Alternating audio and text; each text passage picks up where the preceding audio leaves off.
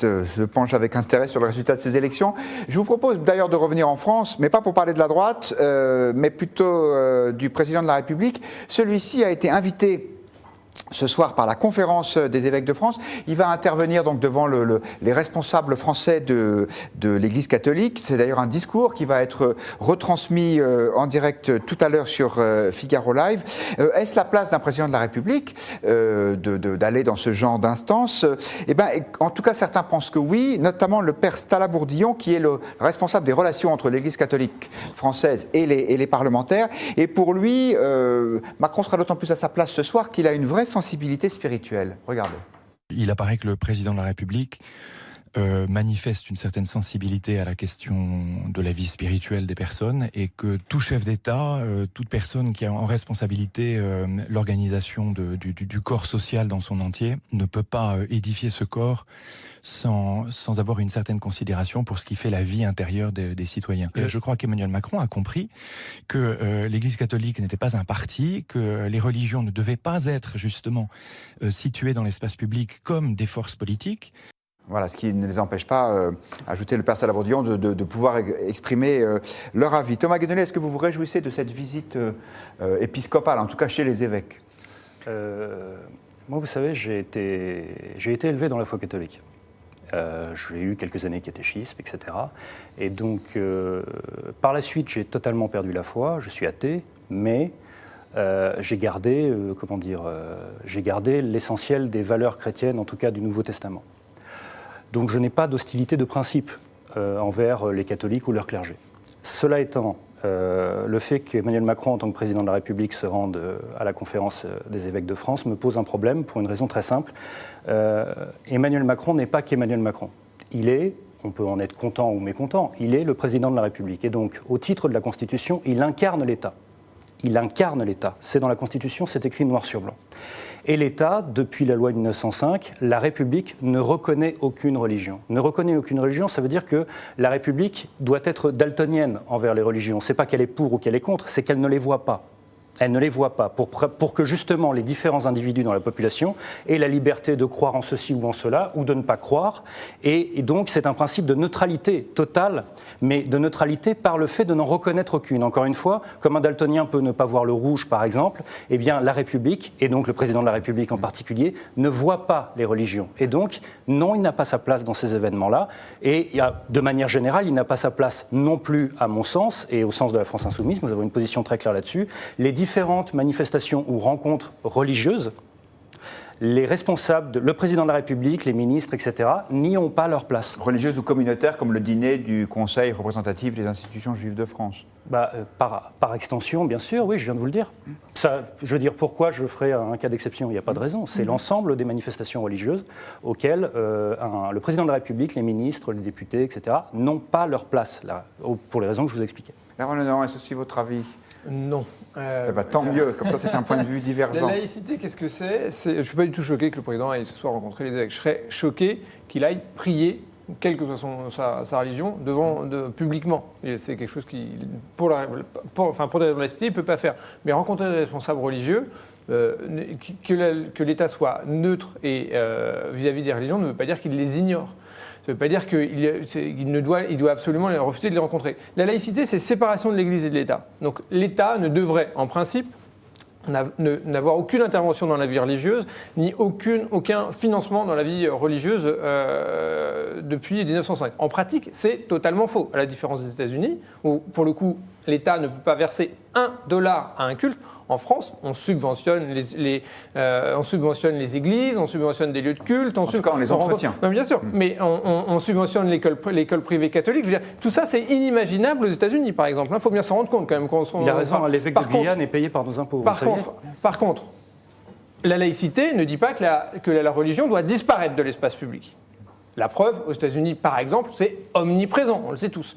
En France, on a eu tendance à considérer que la religion devait disparaître aussi de l'espace public. Ça, pour le coup, c'est ce qui fait que, par exemple, vous avez des lois pour interdire le port de signes religieux, ou vous avez un certain nombre de lois qui sont venues encadrer la liberté religieuse dans un sens qui n'était pas prévu par la loi de 1905. Bon.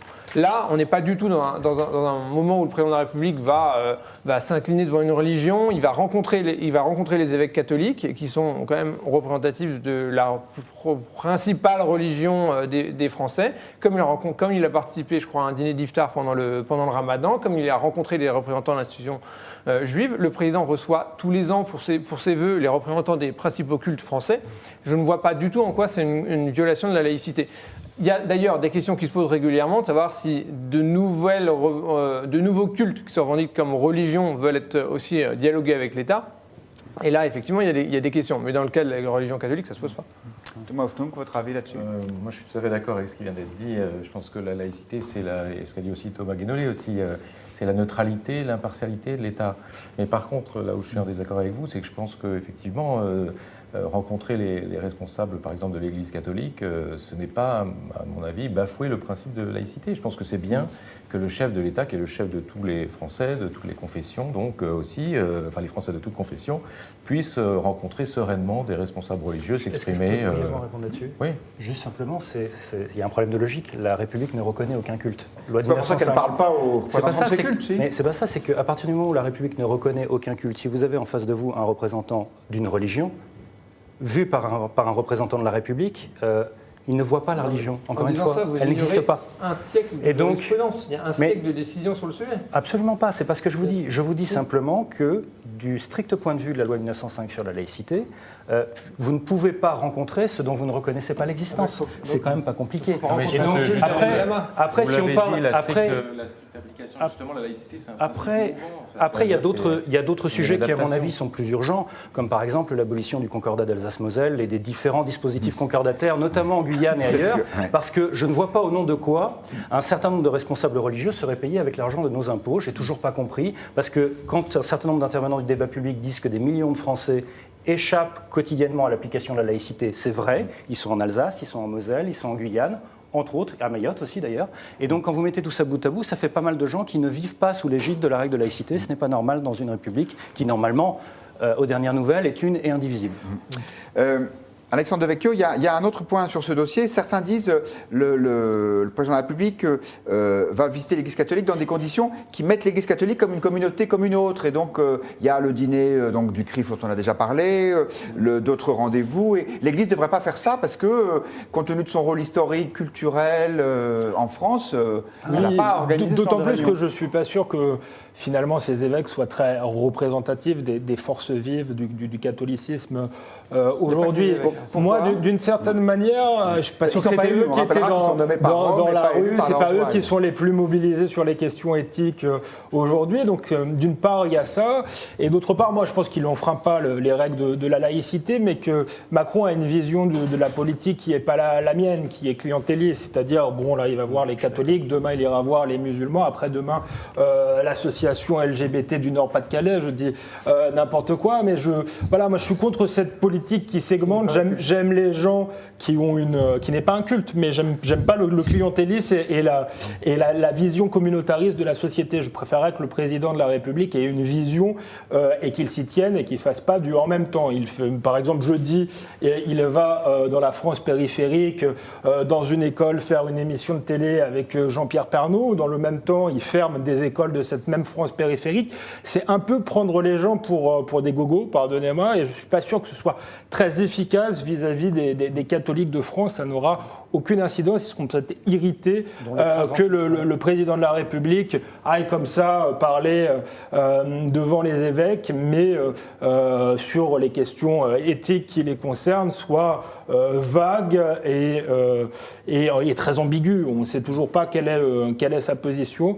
Il serait plus clair de la donner et de la défendre devant tous les Français.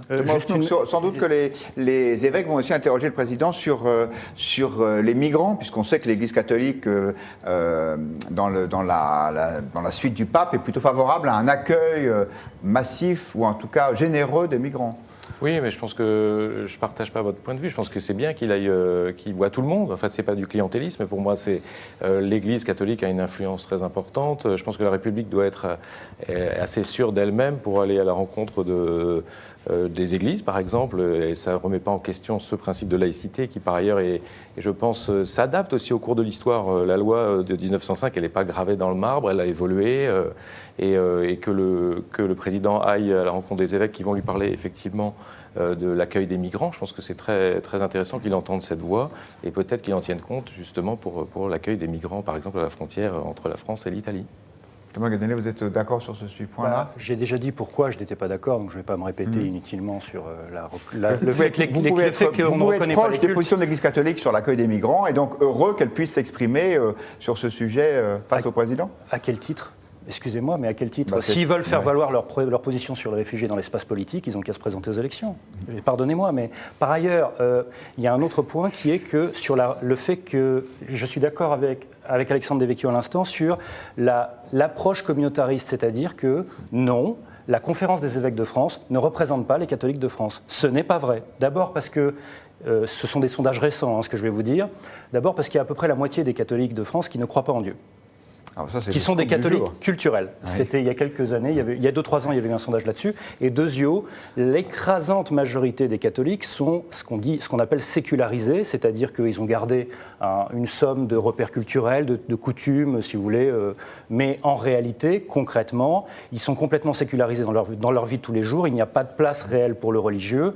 Et en réalité, leur moteur quotidien dans la vie, concrètement, la religion en est totalement absente. Et donc, pour ces deux raisons très simples, non, la conférence des évêques de France, c'est pas contre eux, encore une fois, mais elle ne représente pas les catholiques français. Merci les Français beaucoup. De confession catholique, pour être précis. Très bien, on laisse la parole aux internautes, à Amir qui nous dit si le président se présente à un dîner donné par une association musulmane, ce sera un scandale. Et Patriote qui nous dit on confond laïcité et négation absolue de la religion. Il était rompre le jeûne, enfin ça se fait. Rompre le jeûne du Ramadan. Donc ça n'a pas été un scandale. Un dernier sujet. Non, avant tout, on va vous demander votre avis puisque vous avez voté. Est-ce que vous êtes d'accord pour que le président de la République aille à ce type de manifestation? Ça se passe au Collège des Bernardins à Paris. C'est très partagé, c'est intéressant. Voilà, votre point de vue. Merci de l'avoir exprimé. Il nous reste quelques minutes pour traiter un dernier sujet bien plus grave, hélas. Il y a eu en Syrie de nouveaux bombardements.